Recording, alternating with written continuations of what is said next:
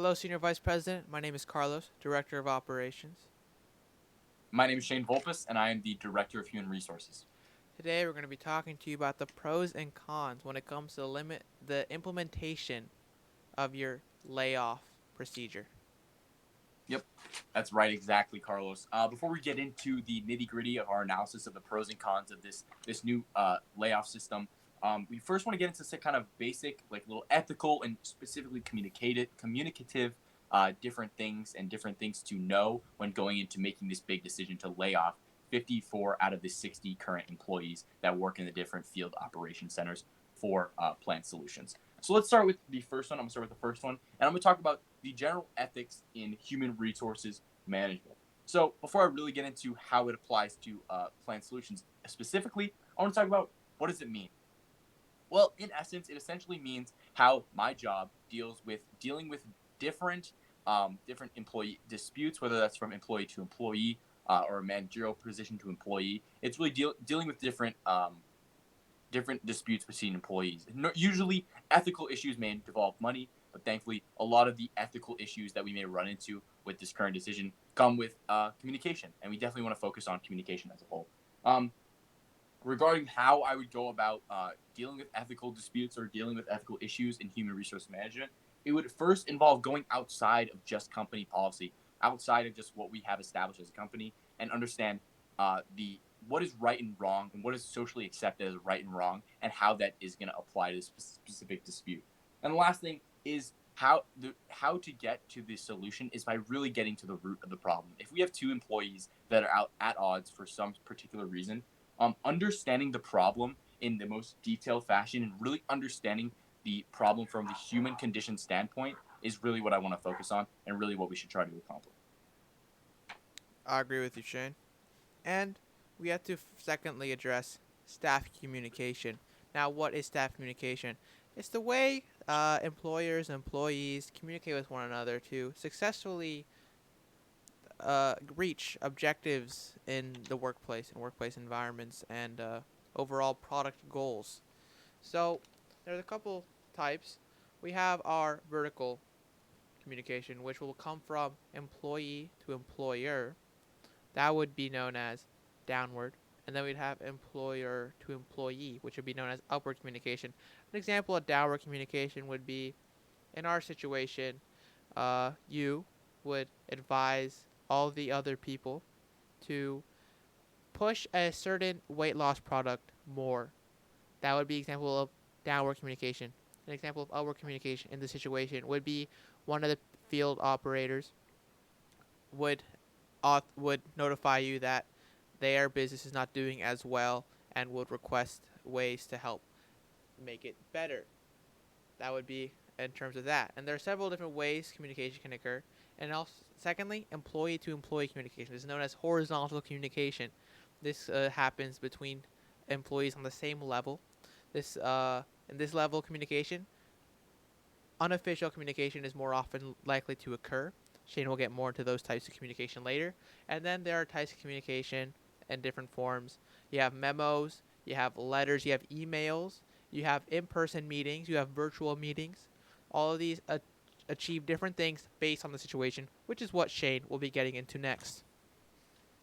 Yeah, it is just so important to really emphasize that with this situation, we are dealing with it's just obviously communication. Is communication is the big emphasis here, and how we can ethically deliver communication depending on the situation, which is perfectly leads me into this next kind of major overarching topic, which is how to choose an appropriate channel for workplace communication.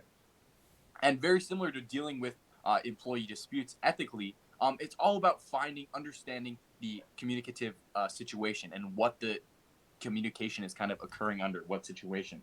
Um, so by doing this, you can break it down into three different types of communication. You have formal communication, informal communication, and unofficial communication. And really understanding those and really narrowing down the communication situation to one of those, and then you can narrow it down further. So, for example, you want to make sure is it an open meeting? Is it something where we want employees to talk and openly discuss different policies and different things, or is it something like what we're dealing with, which is a legislative decision? Are we telling employees about something new in the company, some a new decision that we've come to? and really narrowing down to those three topics and then figuring out how to best communicate those things is so important. And then the last step, after really analyzing the situation and analyzing the type of communication, we want to find the channel that best fits this form of communication. So, for example, in our situation, we're deciding to use a telecommunications form of uh, giving information to our employees, which is very effective in the sense that we are able to deliver out information to all of our employees, and there's not really too much room for open discussion. And also another benefit to that is the fact that all these individuals are spread out across different countries, Mexico, Canada, United States, so it's easy to get them all in one place at one time, deliver the same information. The next thing I want to get into is organizational culture. It is the foundation, the building block of how companies get their work done when it comes to getting objectives completed. Now, there are several different criteria for what an organizational culture is. How strict are they? How much independence, how much freedom do the employees have to reach certain objectives? Is it a hierarchical structure? For example, this would be seen in the military. The United States military has a very strict way of doing things. They have a hierarchy in terms of who does what, who reports to who, and exactly what they need to do. It's very structured, very efficient, and very structured. Next, we have something that would be more lenient. Now, the school is not essentially a business organization, but the school has an objective. The central objective is students need to learn. Now, students do this by being free, more independent. This would be more independent culture. Now, we also have competition. Is there competition between the employees? Are they supposed to compete against one another in terms of completing goals, tasks, and objectives? Or do we want them to focus more on teamwork when it comes to getting these objectives done? Now, we're about to put employees into a situation where they're going to have to compete with each other. Ex-employees are going to have to compete with one another to see who's going to get the job. Now, the current culture in this will be determined. How this will work out will be determined on what the current culture is. How competitive are these field agents with one another?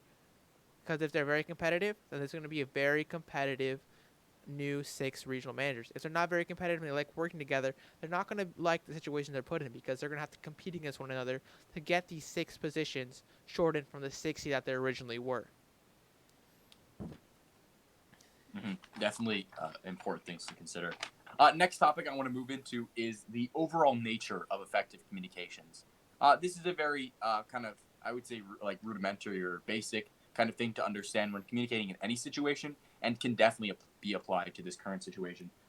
So the first one is giving clear directions, giving clear instructions, giving a clear kind of giving clear information about the current situation. So, for example, we want to make sure that we go into this layoff process very effectively, and we want to make sure that we have a plan for what we are going to provide, what information we are going to provide to employees, so there's no misunderstanding or there's no misinformation. Depending on the situation that a individual is giving their information to another individual, depending on their authoritative position, we want to make sure that you push authority but aren't too strict. And I'll get a little bit more into that later. In our current situation, obviously, as the vice president, you're going to be giving instructions in a very authoritative manner. The last thing is ensuring that the employees understand the firing situation and understand why they're being laid off is super important. We don't want to leave any questions in the air about the why, because if we do that, then they could be leaving very unhappy for reasons that they don't understand. They could formulate different reasons. Misinformation can easily spread, and Carlos will get into that a little bit later when delving into the cons. So really understand the employee situation. Make sure the employees understand the situation for laying them off, and we want to make sure that we're not just completely ruthless, not just cutting them off without providing reason and just saying, goodbye, see you later, best of luck with your career. Now, before we get into that, I want to talk and touch on the ethical consideration when it comes to the information. Now, the information we have is very sensitive. It can have a wide range of impacts when it comes to our stock market price, as well as the well-being of these employees, which will soon be ex-employees.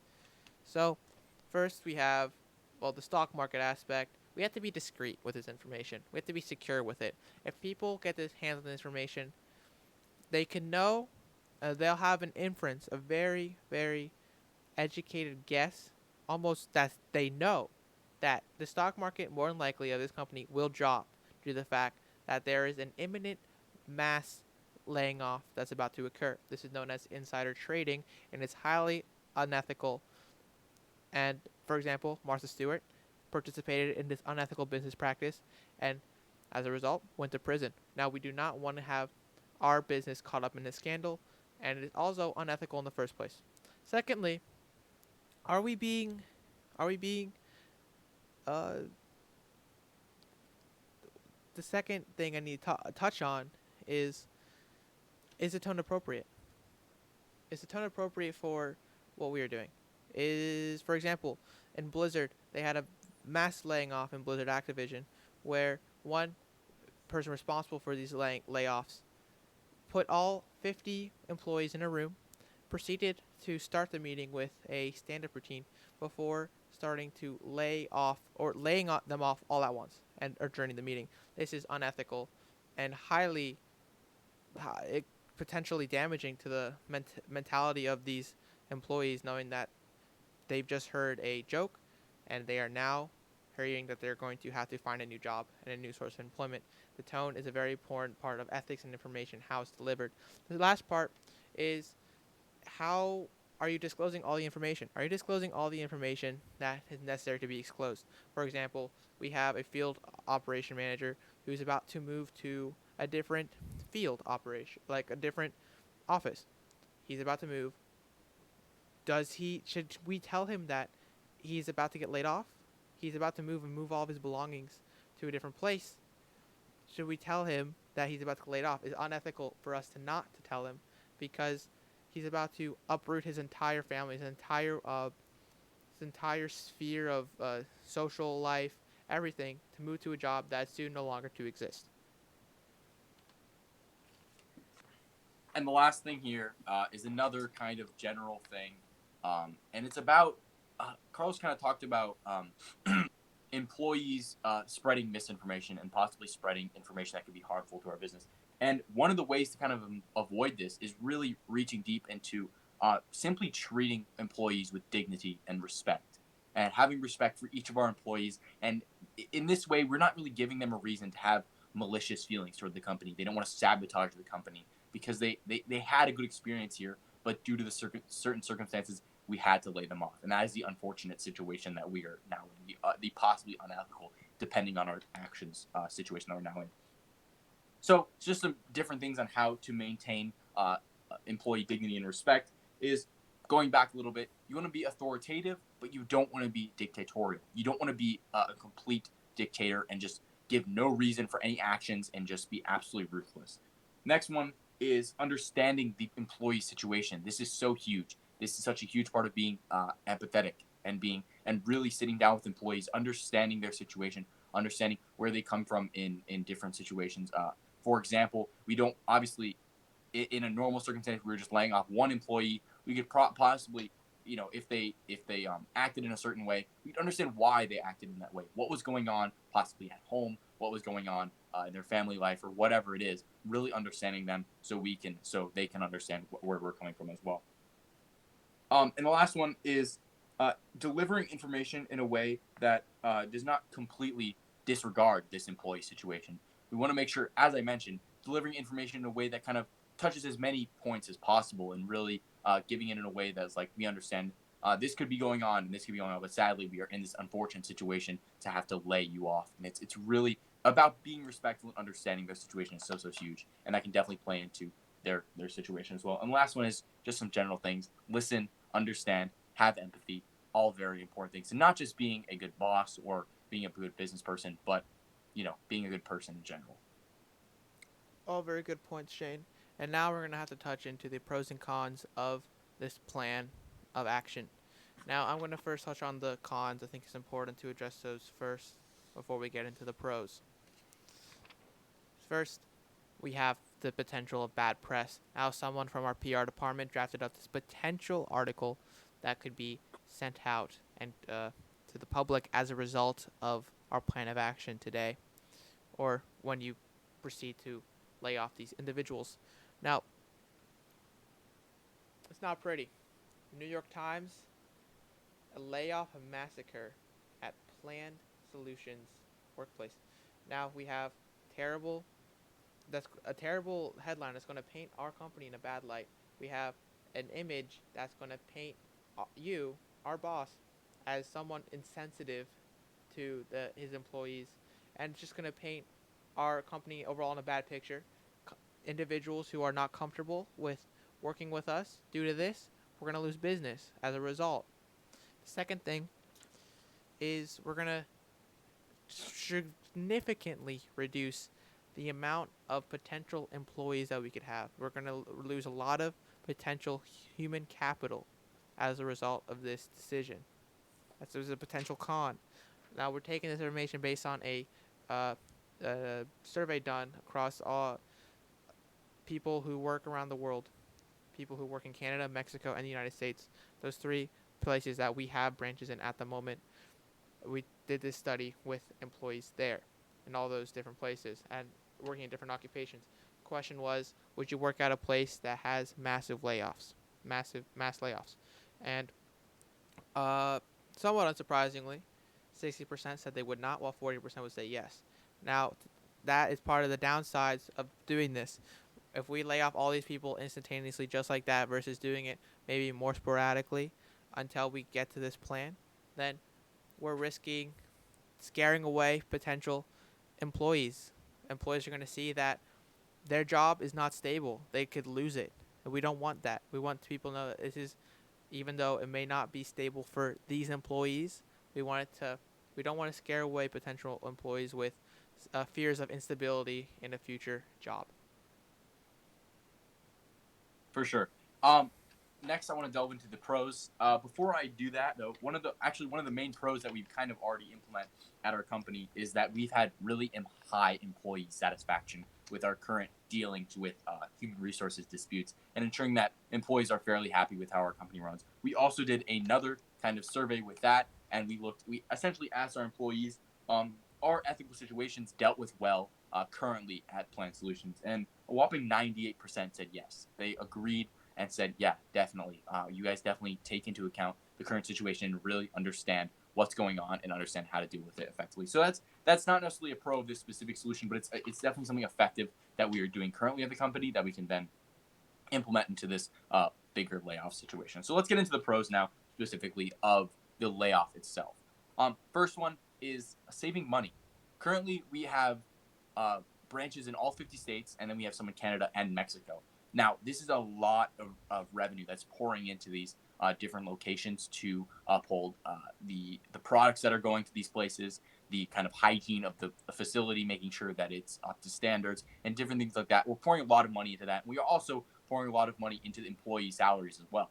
So by laying off this many employees, it's a common thing that's known throughout business that you're going to save money with you when you have less employees. Next thing would be better management of employees. Currently, as I said, we have a huge amount of these different field operation centers that are managed by a massive number of employees. But now when we narrow it down to 6, we're going to be able to better manage them. Not just better manage the operation centers themselves, but the field managers ensure that they're doing their jobs to the highest capacity, which we want to make sure happens during the hiring process for these 6 new candidates. And the last thing is we can avoid misinformation. When we effectively communicate, as we emphasize so much during our presentation, effective communication could possibly lead to employees not spreading misinformation. So in doing so, another pro would be we're going to avoid this misinformation and possibly avoid bad press and bad headlines, such as the one that Carlos presented. So to kind of wrap up here, at Plant Solutions, we have run into this issue of having to lay off a massive number of our current employees. And this is something that is going to be a huge ethical decision for our company and something that we've never had to do before. It is so important to understand all of the different facets of communication and effective communication at that, and understand how to communicate in an ethical way as well. So I hope you can take into account the different pros and cons we presented today. and I hope you can come to a decision in the near future. Thank you so much. Thank you.